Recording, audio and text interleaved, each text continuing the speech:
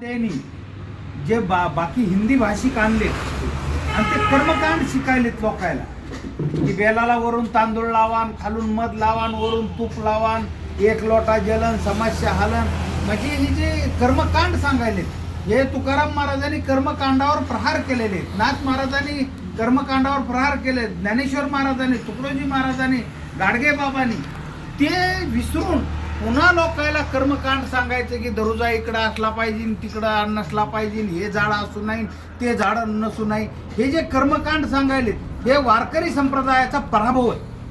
आज वारकरी संप्रदायात मी आळंदीला गेलतो तर तुकाराम महाराज ज्ञानेश्वर महाराजाच्या मठापेक्षा दुसऱ्याच महाराजांचे मठ मोठमोठे झाले. तर ही चिंताजनक गोष्ट आहे. वारकरी जर संप्रदाय संपला तर खेड्यातलं नीतिमूल्य संपन.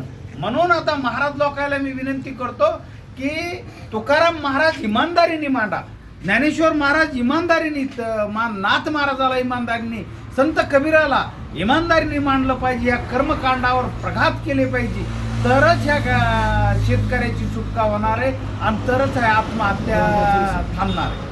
साहेब, या शासनाने आता भामचंद्र डोंगरांची जी तुकाराम महाराजाला ज्यांनी त्रास दिलाय तेच लोक आता राज्य करते. ज्ञानेश्वर महाराजाला ज्यांनी त्रास दिला तेच राज्य करते. शिवाजी महाराजाला ज्यांनी त्रास दिला तेच राज्य करते. संभाजी महाराजाला ज्यांनी पकडून दिलं तेच राज्य करते.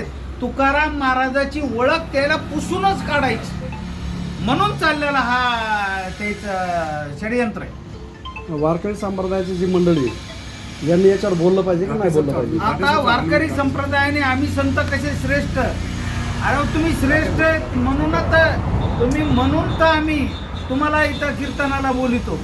तुम्ही आता बाकीचं तुकाराम महाराजाच्या तत्वाशी बोललं पाहिजे, ज्ञानेश्वर महाराजाच्या आणि ह्या अंधश्रद्धेच्या विरोधात बोललं पाहिजे, तरच आपला समाज वाचतो. संप्रदाय दिवसांदिवस माग होत चालला साहेब, याच्याबद्दल काय म्हणाल तुम्हाला? तुम्हाला सांगतो आताचं जे युग आहे हे यंत्रयुग आहे.